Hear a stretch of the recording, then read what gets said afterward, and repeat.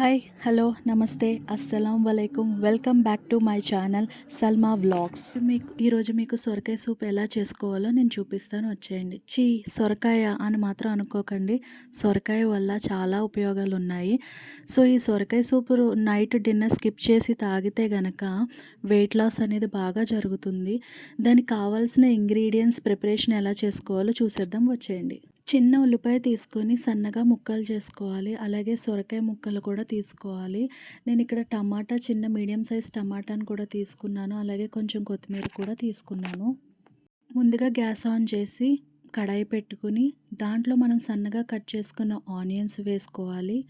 తర్వాత దీంట్లో మనం ఆల్రెడీ కట్ చేసుకున్న సొరకాయ ముక్కలను కూడా యాడ్ చేసుకోవాలి. చూడండి, ఇక్కడ నేను ఎటువంటి ఆయిల్ కూడా యూస్ చేయట్లేదు, ఆయిల్ లేకుండా సూప్ చేస్తున్నాను. చూడండి, నేను ఇక్కడ ఆల్రెడీ సొరకాయ ముక్కలు కూడా వేసేసాను. వేసేసిన తర్వాత మనం చిన్న సైజ్ టమాటాని సన్నగా ముక్కలు కట్ చేసి పెట్టుకున్నాం కదా, ఆ టమాటాని కూడా ఇందులో వేసుకోవాలి. అలాగే కొత్తిమీరని తీసుకుని వాష్ చేసుకుని ఆ కొత్తిమీరని కూడా దీంట్లో వేసేసుకోవాలి. వేసేసుకుని అన్నీ వేసేసినట్టే వేసేసుకున్న తర్వాత దీంట్లో మనం వాటర్ని యాడ్ వాటర్ పోసుకోవాలి. వాటర్ ఎంత అంటే ఒక గ్లాస్ వాటర్ పోసుకోవాలి. పోసుకుని దాన్ని లిడ్ పెట్టేసి మనం గ్యాస్ ఆన్ చేసుకున్నాం కదా, హైలో పెట్టుకోవాలి గ్యాస్. ఇది 5 మినిట్స్లో ఉడికిపోతుంది. ఉడికిపోయాక ఎలా ఉంటుందో చూపిస్తాను. 5 మినిట్స్ అయిపోయింది. ఇప్పుడు లిడ్ ఓపెన్ చేసి చూస్తే ఆల్మోస్ట్ ఉడికిపోయింది, మొత్తం ఉడికిపోయింది. దీన్ని నేను ఉడికిందా లేదా అని చెక్ చేయడానికి చాకు పెట్టి ఆనపకాయ ముక్కని గుచ్చాను. ఉడికింది, ఈజీగా వెళ్ళింది, ఉడికిందనమాట.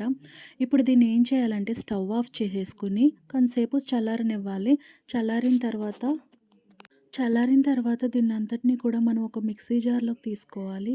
మిక్సీ జార్లోకి తీసుకున్న తర్వాత మనం పేస్ట్ చేసుకోవాలి మెత్తగా దీన్ని. తప్పకుండా ఇది పూర్తిగా చల్లారిపోవాలండి. చల్లారకుండా మిక్సీ జార్లో వేయకండి, చల్లారిపోవాలి. అలాగే అందులో ఆల్రెడీ ఇంకా కొంచెం వాటర్ ఉన్నాయి కదా, ఆ వాటర్ నేను పడేయట్లేదు, అలాగే ఉంచుతున్నాను. సో ఇది మిక్సీ జార్ని మనం మిక్సీ పట్టుకోవాలి. ఇందులో ఉన్నది అంతా కూడా మనం మిక్సీ పట్టాలి. మిక్సీలో వేసుకొని మెత్తగా పేస్ట్ చేసుకోవాలి. చూడండి, ఇక్కడ నేను ఎంత మెత్తగా పేస్ట్ చేసుకున్నానో.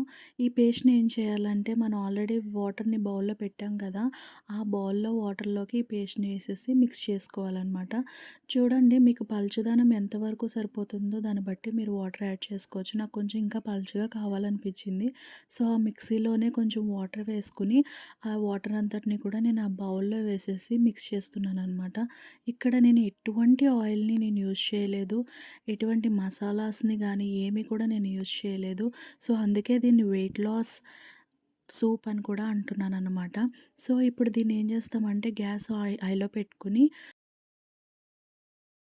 దీంట్లో మీకు టేస్ట్ సగినంత సాల్ట్ వేసుకోండి. నేను ఒక టీ స్పూన్ సాల్ట్ వేసుకున్నాను. అలాగే కొంచెం మిరియాల పౌడర్ వేసుకోండి. నేను ఇందులో మిరియాల పౌడర్ వేసుకుంటున్నాను. ఎంతో కాదు, కొంచెం చిటికెడంత వేసుకుని ఒకసారి మొత్తం అంతా కూడా మిక్స్ చేసుకుని గ్యాస్ హైలో పెట్టుకుని లిడ్ అనేది క్లోజ్ చేసేసి ఒక 2 మినిట్స్ మీరు వెయిట్ చేస్తే కనుక మనకి సూప్ అనేది బాగా మరిగి రెడీ అయిపోతుంది. దీంట్లో కొంచెం లెమన్ కూడా వేసుకోవచ్చు. నేను ఇది లిడ్ ఓపెన్ చేస్తే నా సూప్ రెడీ అయిపోయింది, బాగా ఉడికిపోయిందనమాట.